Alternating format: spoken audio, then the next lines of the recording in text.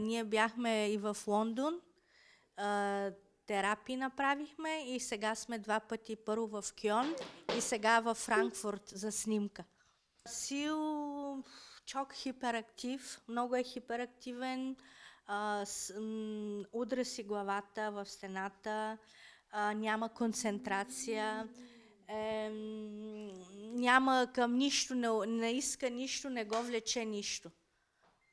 Васил, мислим, че е аутизъм, още няма диагноза. Затова сме тук отново, защото сме много доволни от вашия доктор. В Лондон бяхме за първи път на терапии, Васил беше на 4, беше много по-зле. След терапиите в Лондон Васил стана много по-добре. Чок ишим ли Васил? Първо искам да благодаря на Бога, че има такъв човек като доктора.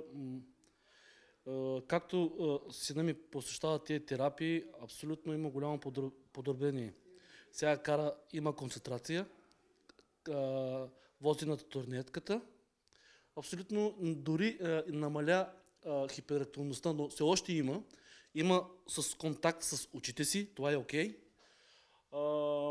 Опитва се, старае се да говори, нали, казва някакви думички, казва татко, казва мама и това е за нас голям рекорд.